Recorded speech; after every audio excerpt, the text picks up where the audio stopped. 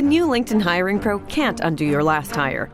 The empty seat. Who was actually just that, an empty chair in your office because you couldn't find someone to fill it. So it just sat there costing you money with all its fancy ergonomic features. But LinkedIn Hiring Pro can make it easy to fill that seat with the right candidate. With nearly 60% of businesses finding someone to interview in the first week alone. Hire right the first time with LinkedIn Hiring Pro.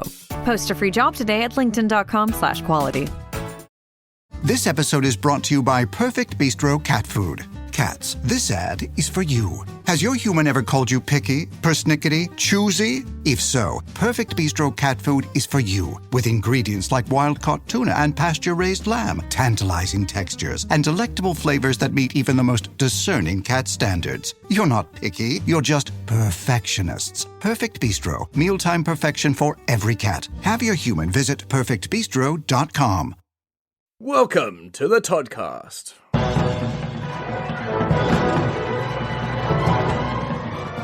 Hello and welcome to episode 323 of the Filmmakers podcast. This is a podcast where we talk Filmmaking. From indie film to studio film to documentary to television to commercials and everything in between. How to get them made, how to make them, and how to try not to royally F them up. In our very humble opinion. Hi, I'm Giles Alderson. And I'm Dom Lenoir, speaking like Giles Alderson. No, you need to move your hands drastically if you're going to speak like me. Yep. Today on the show, we have the always Oscar-nominated filmmaker for his last 3 films, and he's only made 3 films as a director. So, Dom, who have we got on the podcast today? Well, he's an expert in his field. He was on his Todd, so it was a solo interview. And he fielded all of our questions. Wow. Well, it is the director of In the Bedroom. It is the director of Little Children. It is the director of Tar. It is Todd Field. Like we said, all 3 films of his have been Oscar nominated. So, if you don't know what Tar is about, perhaps we should give them a little bit. Just a little bit. It is the story of a prestigious composer who is coming up with their most famous release and recording of their album. That's supposed to be their career highlight. And then it goes into a very interesting exploration of psyche. And I won't spoil any more because to tell you what happens would spoil the film. It really would. This film stars Julian Glover. It stars Naomi Milan. It stars Mark Strong and Cate Blanchett. It was written by Todd Field. It's produced by him and Scott Lambert and Alexandra Milchan. Florian Hofmeister was the cinematographer. It is just mesmerising for filmmakers to watch this movie. It's just so clever and interesting, in my opinion. I know a lot of people are divided on this, but when you dive deep into what this film is actually about and the hidden messages, it just opens up other worlds and portals. Technically, there's a little clue. Dom, what do we talk about with Todd? What information did he throw at us and, which is going to be for our amazing listeners? He talked about collaborating with titans of the acting world, like Cate Blanchett. Oh.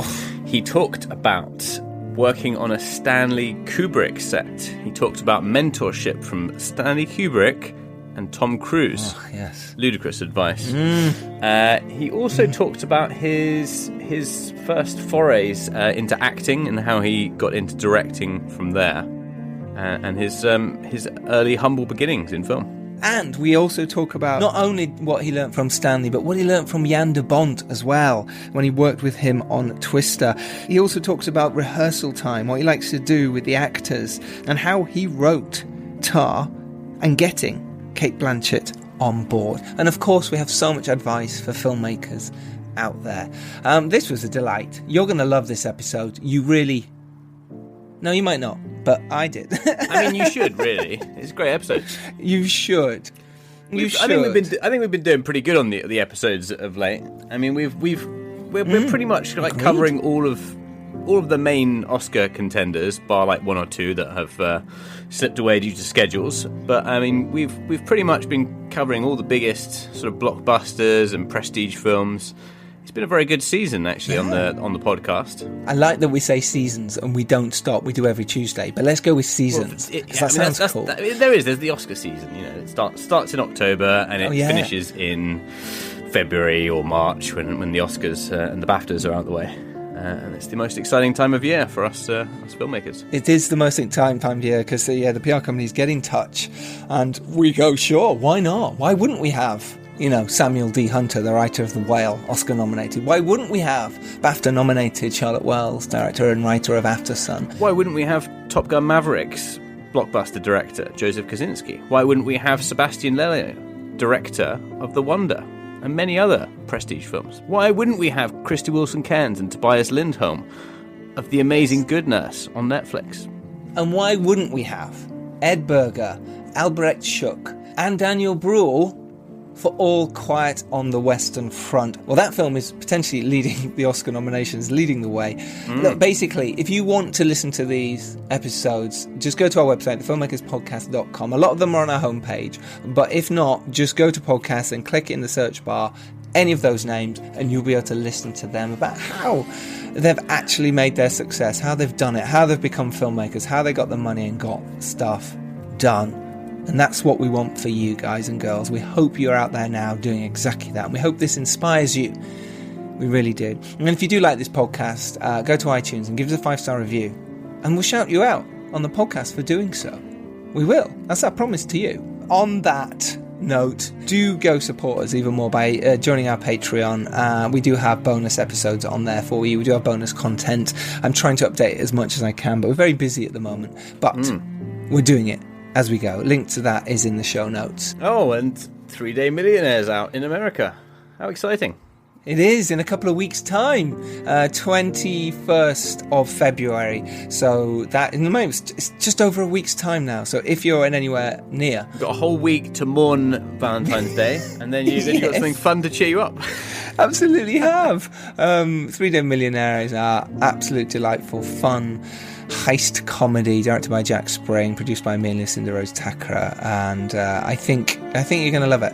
Any of our American listeners, Canadian listeners, please do support the film. Let us know what you think. Get in touch. So yeah, that's enough plugging out the way. Apart from your Much Ado film, which I have a much ado about it. You do. And that film has a screening at the Prince Charles Cinema on the 25th of February, which Dom was involved in. So it is also doing a cinema tour around the country, which Dom is organising. Yeah. Coming to a cinema near you. There we go. So let's get to it, shall we? Yeah, let's do it. Yeah. Why not? All right, so here it is. This is myself and Dom Noir chatting with the quite remarkable and quite frankly brilliant Todd Field. Enjoy.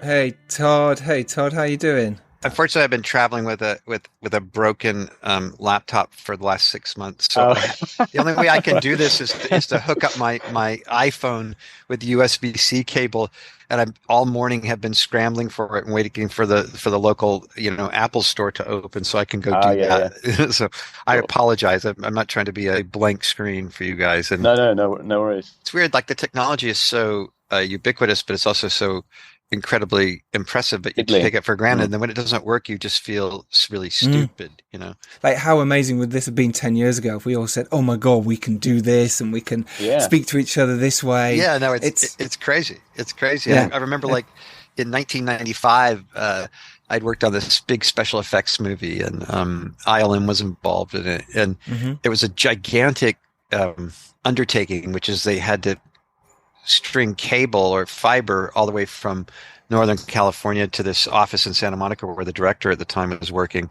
And he invited me to some of those work sessions, where there'd be all the gang from ILM, essentially on a Zoom call, and then previewing, visual effects for us on the other end. And it just seemed impossible and magical, and Dick Tracy-like that you could do that.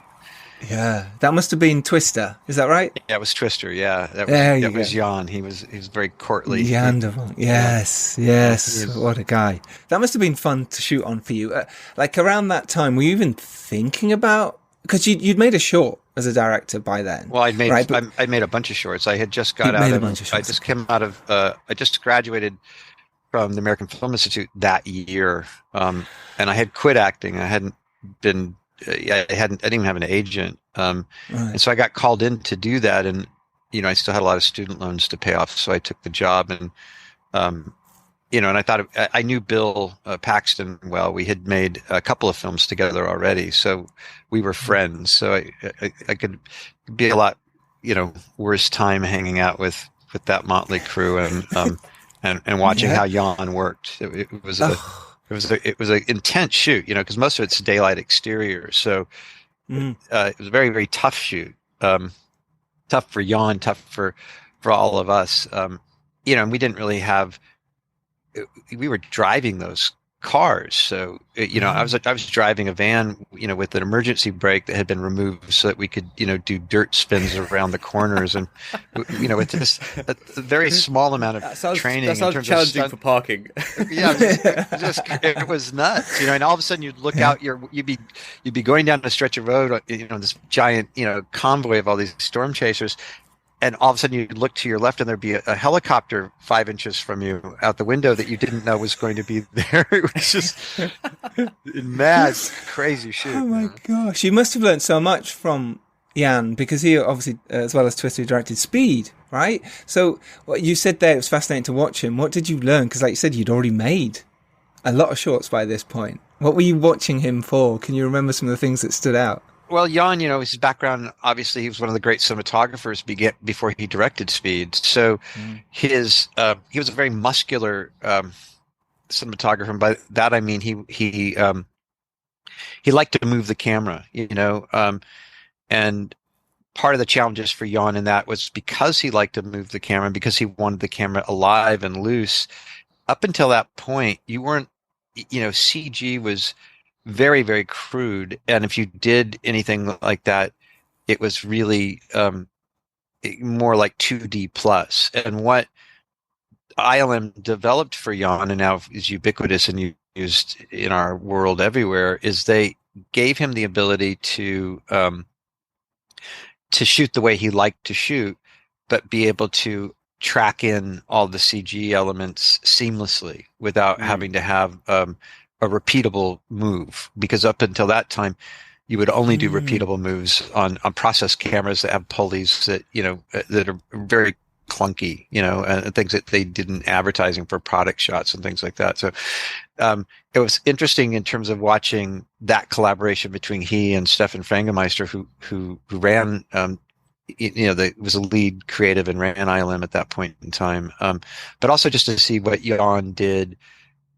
with the camera, the tools that he used to accomplish the task at hand. I suppose back in those days, it was really about doing as much as humanly possible in camera. I mean, I think it's kind of come round again in a sense that people are trying to go back to using a bit less CG where they can and doing things in camera. But I suppose back then it was a necessity, and you had to try and solve all of those problems and not leave it till post. Well, there was a lot of post in Twister, but a lot of, because it's all about this. It's a horizon picture. It's a landscape picture. So it's really, if we got lucky with the weather, and sometimes we did down in Oklahoma and Iowa, then they left it. And yeah, a lot of the stuff's practical, and I have stitches on my head to prove it, but oh gosh. Someone literally, you've got crew members at the side throwing stuff at you, wardrobes. No, you have you had these ice machines that were pummeling you with hail. I remember. I remember seeing with Phil Hoffman and I on a hill, and we were just. He's like Jan, but like, okay, we're going again, and be like, oh no, please stop. That's brilliant. What's interesting for you is because you said there that you'd quit acting, but then the next step you worked with Stanley Kubrik, and before you made your debut movie In the Bedroom, which is just a fantastic, debut movie. But again, during that whole time, were you trying to get films made and then learning from these great filmmakers like Jan de Bont and, Stanley Kubrik? Well, what had happened is, I'd only been film acting for about 5 years, and then I quit to go to the American Film Institute as a fellow in 1992.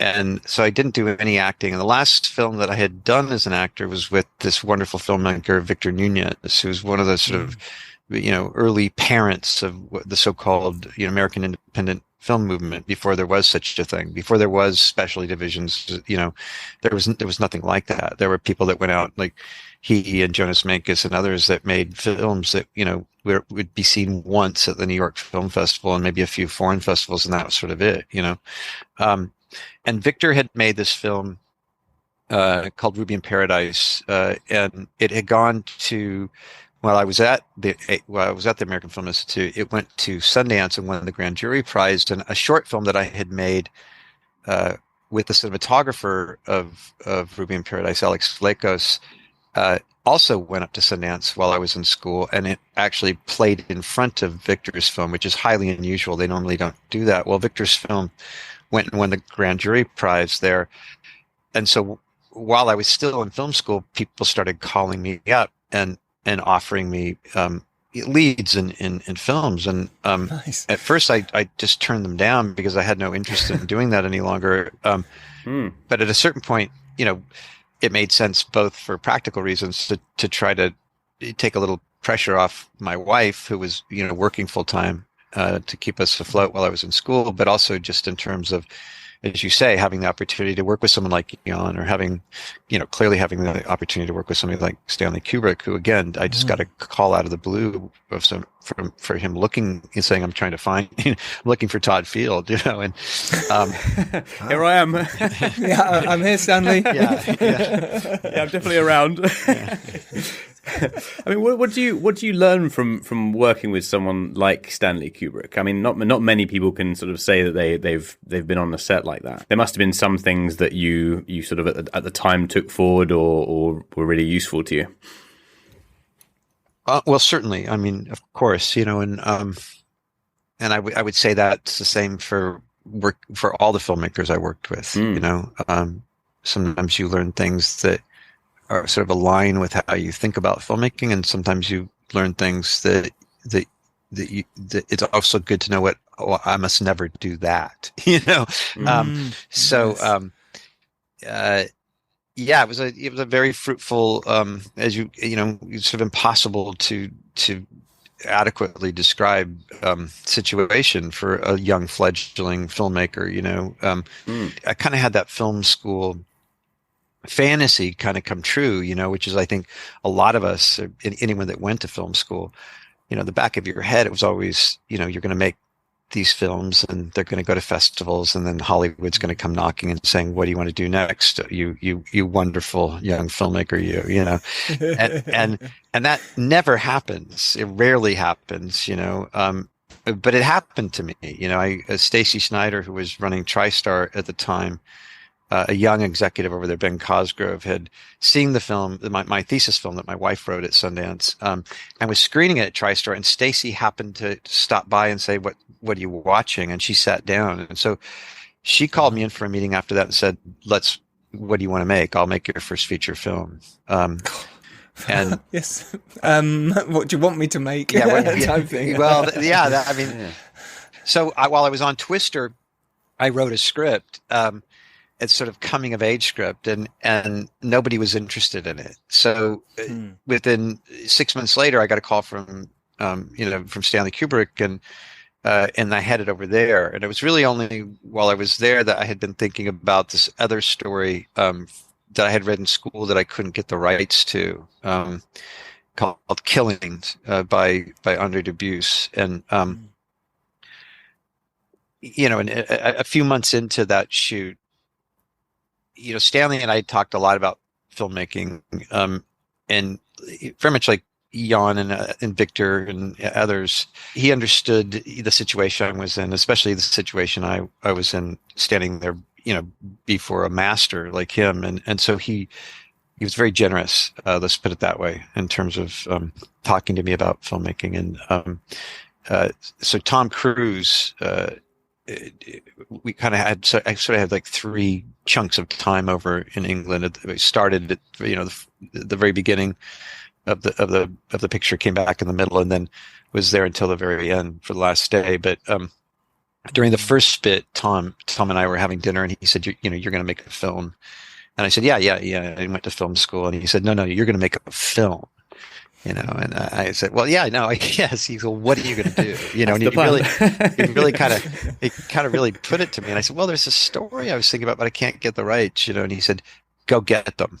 You can get them. You're making excuses. When you come back for the second bit, I want you to tell me that you have the rights to this story. And so he really challenged me. And so I started looking for them, and they were held by Graham Leader, who was my producing partner on In the Bedroom, and Rob Festinger, and he'd been trying to make a film for quite a while, and they very generously invited me to come in and let me start over, And so by the time I was finished with In the Bedroom, I had the script and I'd given it to Stanley, and and I was able to sort of talk to him about some very practical things. So in that way, it was a very, super impossibly fantastic situation in terms of somebody giving you some very sensible advice about, what you might want to pay attention to. They're two absolutely incredible people to get advice from. How did you find going, from being an actor in these big films, and you had directed shorts, but now suddenly you're directing, Tom Wilkinson and Marissa Tomei in a feature film. Did you find it different? Did you find it easy talking to actors? Did you have a specific way of doing it? Obviously, being an actor yourself helps massively, but was that frightening at first to do that? Because let's be honest, In the Bedroom is a fantastic piece of work, and it was rightly nominated for 5 Oscars, including Best Picture for you and Graham and Ross and the team, and and Sissy Spacek as well in there, wasn't it, for Best Leading Actress? How was that? Talk about working with these people generally just on your debut movie. Well, it was a huge undertaking. We didn't have a great deal of money, I'm glad you called out Ross. Ross was a young producer. He'd been Ted Hope at Good Machines, assistant for many years. And Ross Katz. Yeah, and Ross had produced one film before that called Trick. And we were all babies, and so we had a lot of, sweat equity and enthusiasm, and we're crossing our fingers. There was no safety net. I mean, we made that film for $1.5 million, and in June in Maine, which is dodgy, where we were shooting, because you're likely to be pissed on all June with rain. You never know, It's like England. Yeah, very much like, or Scotland, exactly.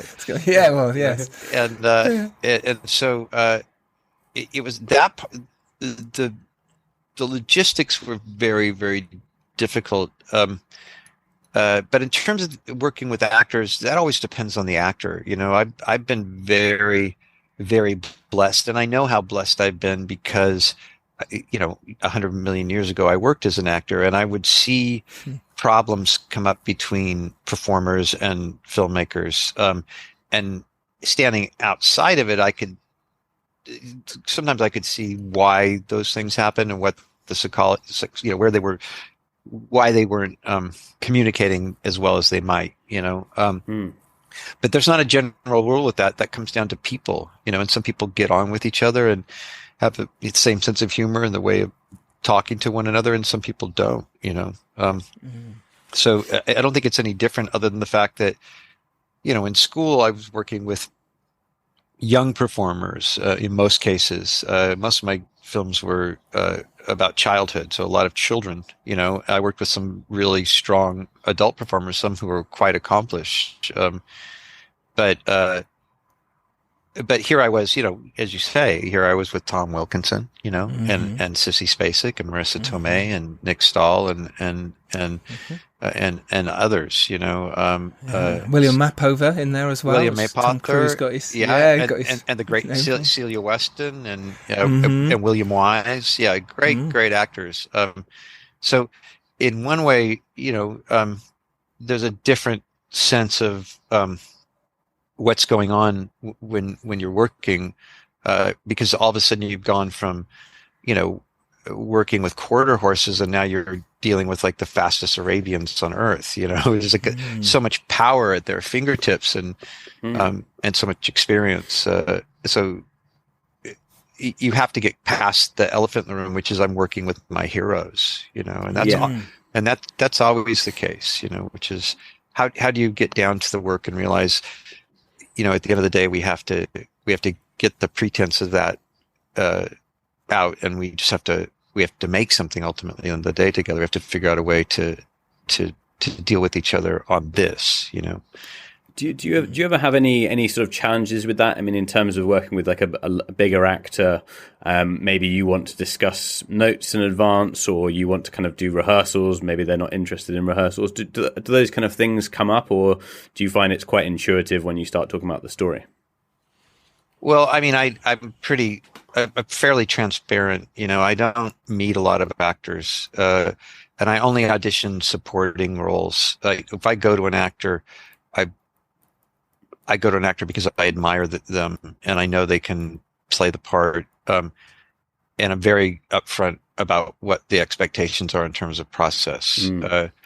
And so far that's worked out, because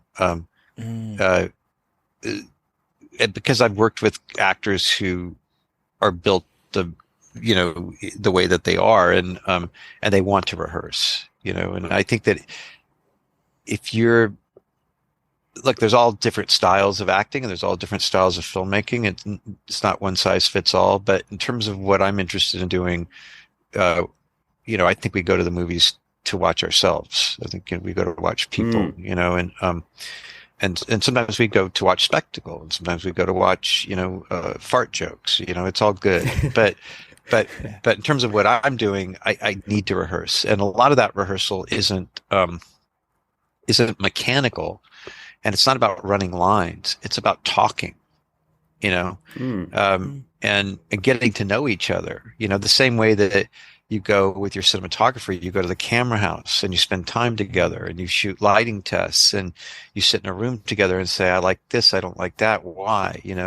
And you just, as much as you can invest in each other's process so that you can't objectify one another, and you're not wondering what each other's after. You've already made some very, very important decisions about what you're doing and why you're doing it. And I suppose then that helps you if there is issues, because you've already sort of ironed out all those issues in the rehearsal. Yeah, it's just, it's so, it's a real danger, we all have these signs on our backs, these kick me signs, like, okay, you're the director and you're the lead actor and you're the key grip and you're the best boy and all that stuff. But those are just labels. At the end of the day, it's a cooperative art form, and you have to figure out. That's one of the things I remember Stuart Rosenberg said in school, because of course you're young people and you're all paying, so you have to, if there's a producing fellow or there's a editing fellow or whatever, they all have the same kind of strangely democratic agency as you do, because you're all paying and you're all attending school, and everyone's trying to learn their various disciplines. But of course the directors were a noisy bunch and would complain about all the other disciplines, like, oh, it was my producer, it was my editor, or whatever. And I remember Stuart saying, that's your job. Your job, it's never going to be perfect for you. And part of your job is managing people and getting everyone on side so that you can do something together. You can't complain. If you're in the complaining business, find another discipline. That's really, really, really cool to hear, actually, because it's true. When you're making films, there's so many people around you. There's a lot of voices. There's a lot of books to read, and it's nice to hear. It's true. It's a collaborative process. We're all in this together. We're all in the trenches together, trying to make it work. Moving on to little children as well.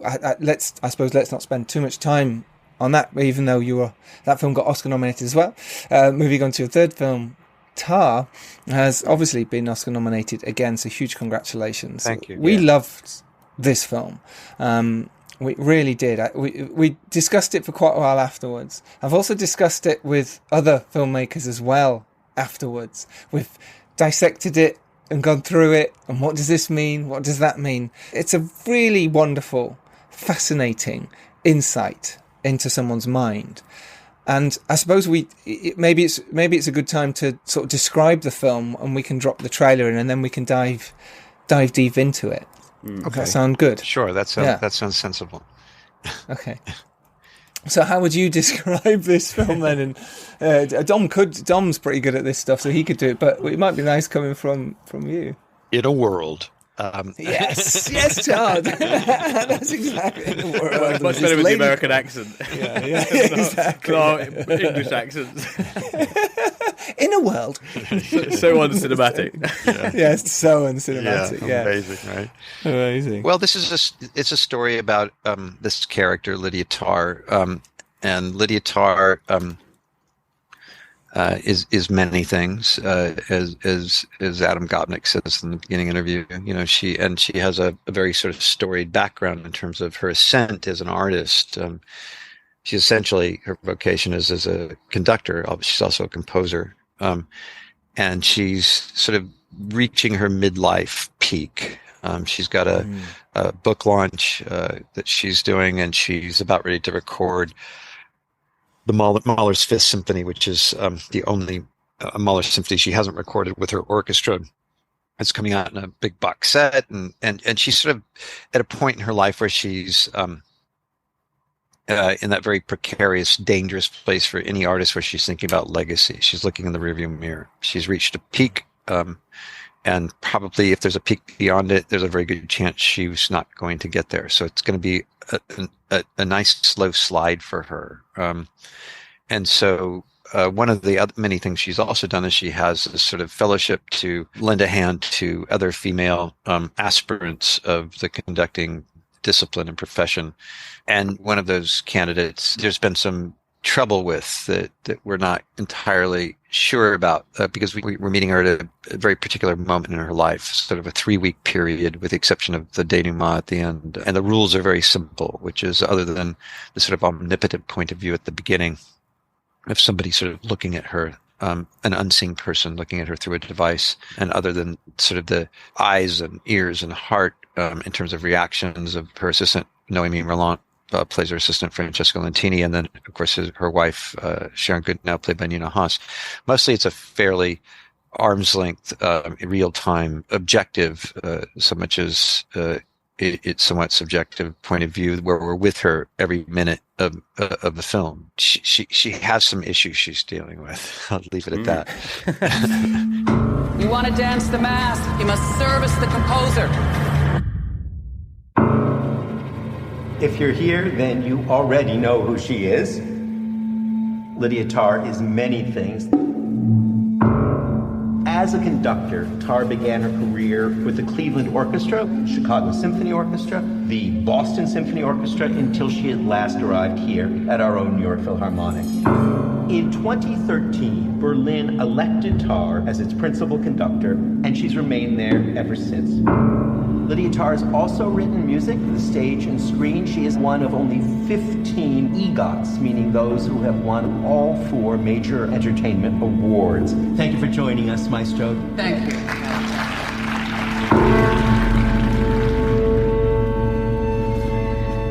How's the writing going? Not so well. I keep hearing something. Schopenhauer measured a man's intelligence against his sensitivity to noise. Do you ever find yourself overwhelmed by emotion? Yes.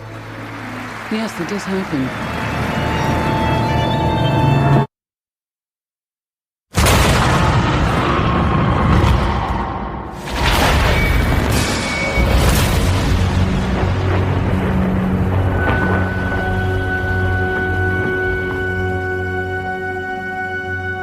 We have a problem. I received another weird email. There's no reason to get caught up in any intrigue. I'm worried. She's starting to disappear into herself. You want to dance the mask, you must service the composer. You've got to sublimate yourself. Your ego and, yes, your identity. You must, in fact, stand in front of the public and God and obliterate yourself.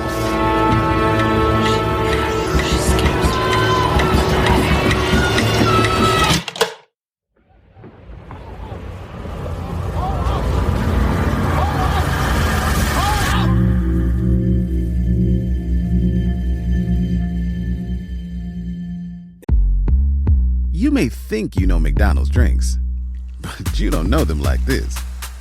From fruity refreshers like the Strawberry Watermelon Refresher and the Mango Pineapple Refresher with popping boba, to crafted sodas like the Sprite Berry Blast with berry-flavored Sprite topped with cold foam. Who knew ice-cold drinks could be so fire? 6 all-new drinks are here.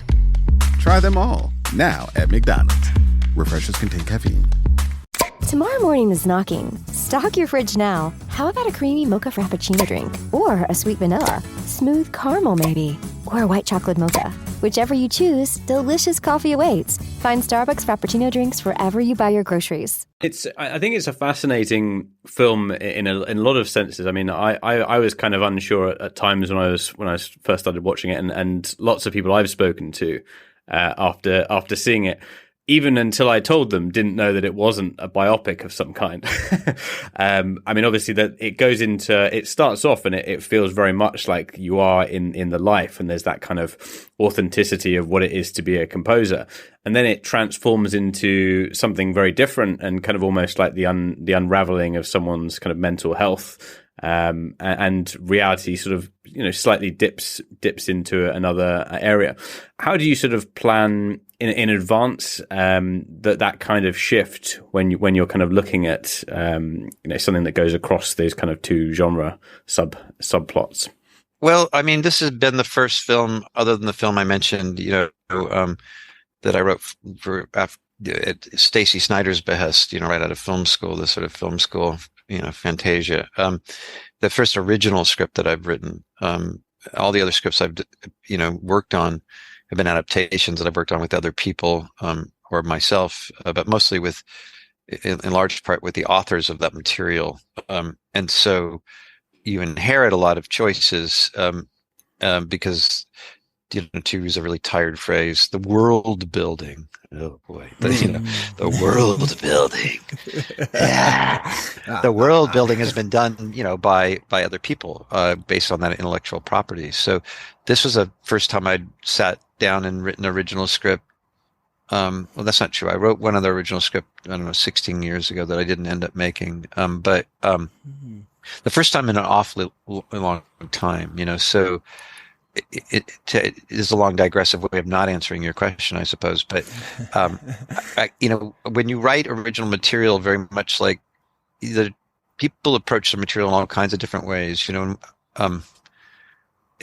most of my writer friends are actually fiction writers, and some of them are plotters, some of them are very structurally oriented, but I think a lot of them, the reason they do it is the pleasure of finding what it is and then just writing, and so this script was, I knew how I wanted it to end and I knew where it was going to start, but I didn't plot it out. I knew who she was, and I wrote it very quickly, like in 12 weeks. So I didn't, in terms of where things shift, in terms of that really just came out of that process. It wasn't, I didn't give it a great deal of thought or try to analyze why, in terms of in terms of executing that in a way of dramatizing that was something else, and that was about proportion and about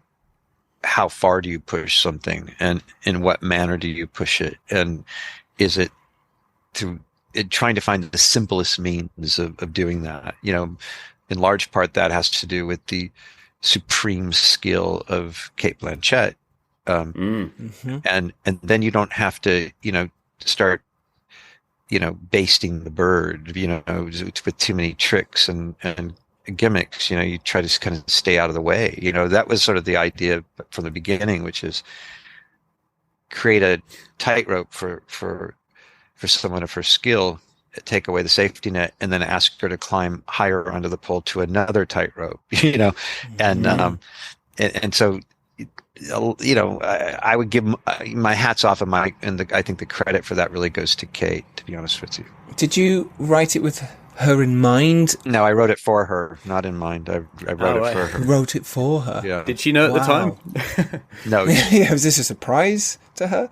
Yeah, it was a surprise. She had no idea I was writing it for her. Okay. I mean, I suppose it's a gamble, but also it's not a gamble, because if you've been so specific and you've thought about it and you've got, really good track record, I suppose it's quite a compliment for an actor to be so well thought out that you've written it for someone. Not necessarily. I mean, Okay. I don't think that's true. I mean, like if I were to give you guys a brief, but I said, okay, Giles, okay, Dom, like, here's the thing, and you guys are both performers, like, here's this character. She's not what Hollywood would say was particularly likable. You need to learn German. You need to learn to play Bach on the piano. You need to learn an American accent. You need to do stunt driving. You need to do all of these things. It's going to be really, really hard, and you're on camera for every single scene, and you're never going to have a day off. And a lot of actors would say, are you crazy? I'm not going to do that, Yeah. So I don't think it wasn't like a home run. I mean, I was very, very nervous when I sent her the script. I waited a long time. It wasn't until my wife forced me to send her the script, because she said, you're living this sort of fantasy purgatory of neither being in heaven or hell, and that's not a good place for you. You need to find out where you're living. So I finally sent it to her.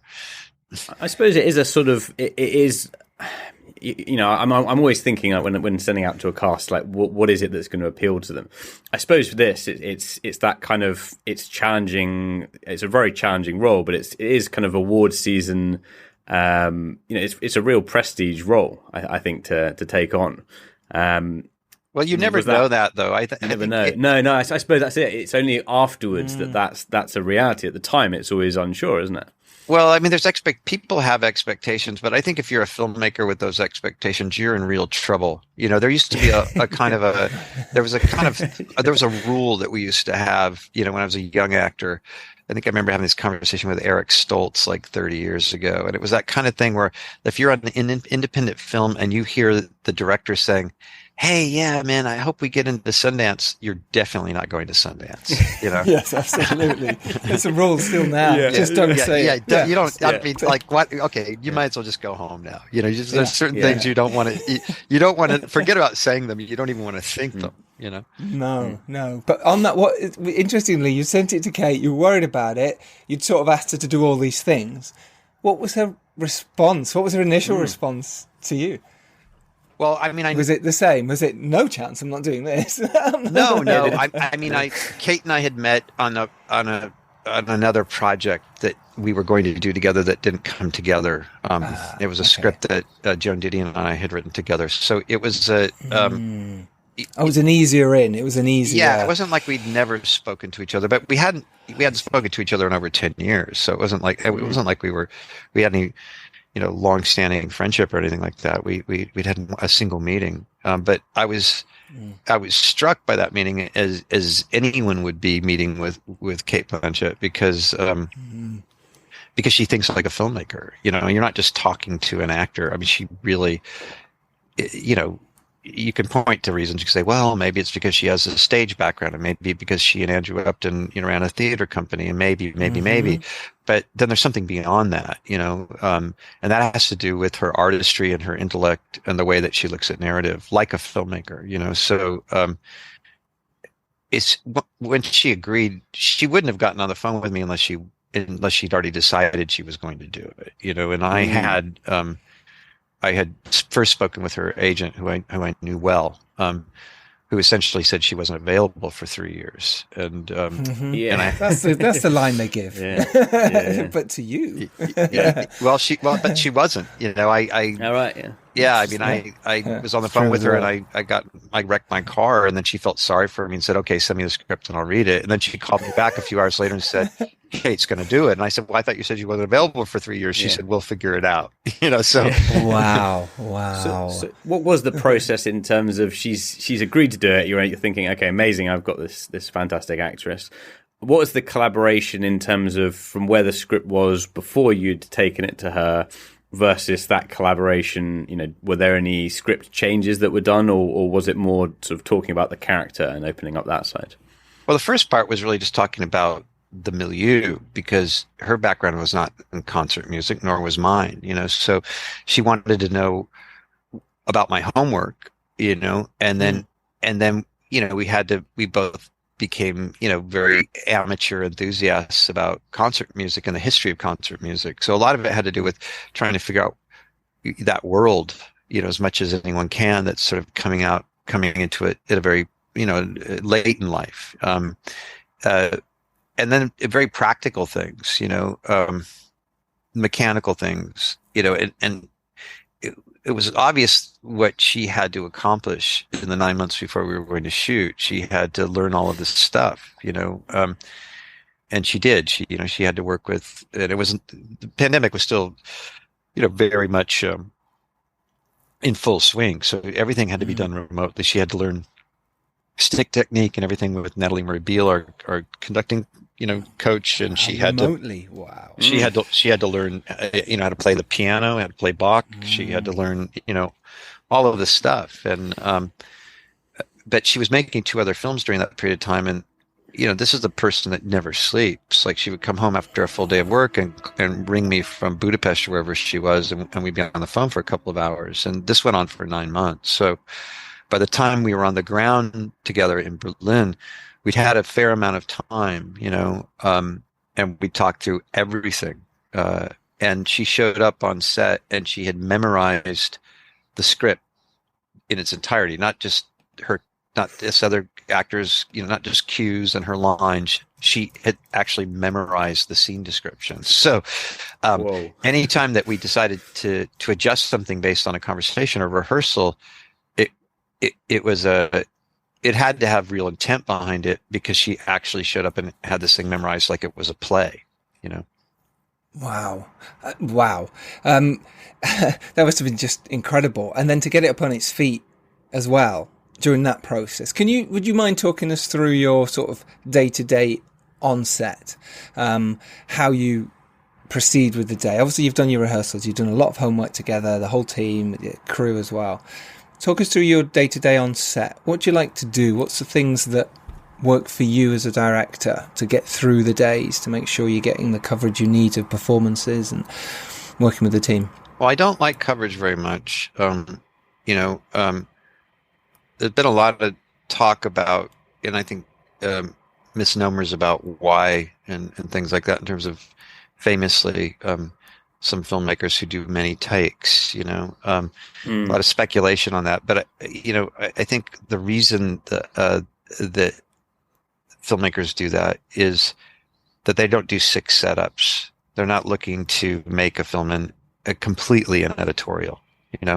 They want to make some decisions in real time and have the thrill of that. Again, taking some of the safety net away from you makes you pay attention as a filmmaker, potentially, I think, in a different way. Not that it's right or wrong, but I mean, that's what I'm interested in. So, I do have extensive rehearsals, but most of that has to do with getting to know each other and getting all that stuff out of the room, like I mentioned. And then, and I also scout for a very long time with my HOD. So by the time I'm on set, I've been through everything with my production designer, in this case, Marco Bittner-Rosser, and his team, his dresser, and his lead person. I've been in this case, with my cinematographer for months and months and months. So,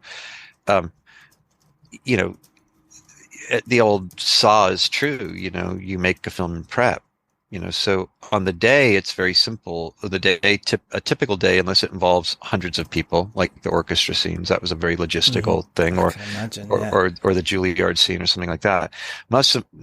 For a film like this, the day starts like first hour, like the crew can go get something to eat, go smoke, go drink, go do whatever you want to do. And then I'm alone with the actors on set, and we'll rehearse it. And then we'll try to make a decision, a sensible decision based on the rehearsal about how to photograph it. Then you bring the crew in and say, okay, camera goes over there, It's 3 feet high, no tilt, 29 millimeter lens. Let's try to hold the stops so we can hold both of them. So let's see if we can pull a deeper stop here, like a 4-5-6 split instead of wide open, and and then boom, and then we go and we shoot, and then we shoot until we get the scene to where it wants to be, as opposed to coming in and going, okay, we're going to do a close up here and a detail shot here and a little move here. And I mean, that's totally, that's a perfectly sensible way to shoot. It's just not really my style, It sounds like a very performance sort of driven method as well, which is kind of nice. I mean, I've often found you can sort of plan a lot of shots, and then the actors go in to rehearse the scene, and it doesn't feel organic, and you're trying to fix motivations rather than sort of moving the camera around. Yeah, but it's a dance too. If you have actors that are technical, like in this case, I mean, Cate is a highly technical actor. So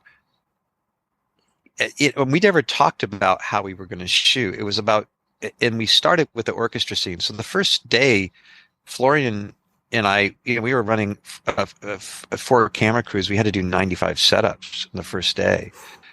So we went from a very logistical thing, which was all about coverage, to then getting smaller. So it wasn't until maybe 3 weeks in that Cate said, "You don't do any coverage, do you? You sure you don't want to do a close-up here?" I was like, "Nope." And so so that was really important the first part of the day, because a lot of times we'd find a scene that really worked very well for 3/4 of the scene and then was going to fall apart based on what would be a natural instinct, maybe to rise or cross a room or do this or that. And that's when it there's a kind of a mutually agreed upon, winning the battle to win the war kind of thing, where even though the actor might want to get up and move because it feels right, you say, no, don't stay there. Because if you get up and move, I'm going to have to cover it. And let's not cover the scene, Yes, that's fascinating, because it was so nice how you'd stay on shots for a while, or it seemed like it was a one-er, if you like, if you want to call it that. And that it drew you in, because we didn't feel cheated by cuts sometimes. We were the voyeur of this, and we were getting inside Tár's world and ahead, even if she was a bit further away. She'd always sort of come towards us and move away. It was really clever blocking as well at times. It was really fascinating. You also, there seems to be a lot of secrets in Tár. There's a lot of things, and I've heard and read from other interviews that you've said it's up to the audience. It's their interpretation of the film, and there's lots of theories about this film. And for those of you who haven't seen it yet, we're not going to spoil anything here. Go see it and make up your own mind. But was that always your intention, to have these wonderful little pockets of deceptions, maybe, or Well, there's an intent behind all of them. I mean, they're not just not just random. I know the reasons they're there, and I think that's okay. I think that's, for me, that's important. It's not important that anyone else knows the reasons they're there, but I think the filmmaker has to know. And the filmmaking that excited me, and why I wanted to make films in the first place. And some of the filmmakers I've worked with that have done similar things, there's real intent behind what they're doing, but they would be the last people that would ever come out and explain their intent, right? But hopefully the intent activates it enough to where you lean in and try to find your own, Were there any scenes or moments from the script that you shot which didn't make it into the final movie? Like, did it change dramatically in the edit? Well, it always changes in the edit. It's always that thing. Even back in school, I remember, not in the first year, because the first year was just too fast. We had to shoot a short film and edit it in 4 days, with like $300. So you were lucky to get out of those alive. But in the second year at AFI, they give you just enough rope to hang yourself. So you've gone from this very, very fast tempo to now you have almost too much time to make a short film. And there is such a thing as having too much time to improve something into a failure or overthink something, or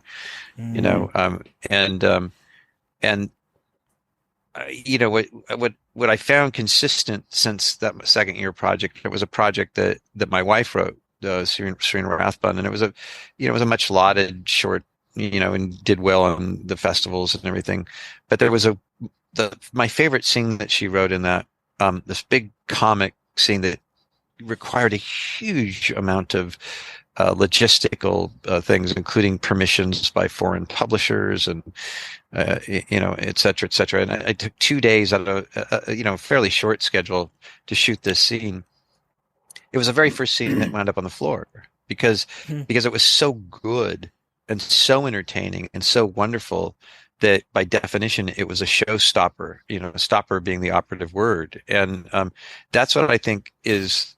The kill your darlings things is often the things that most impress you, are the things that will kill a movie because the movie can't recover. You can't reinvest afterwards. And it's when those things, like, where do those things happen in a film? Like, they're probably best left for the beginning and the end, and they don't play very well in the middle parts.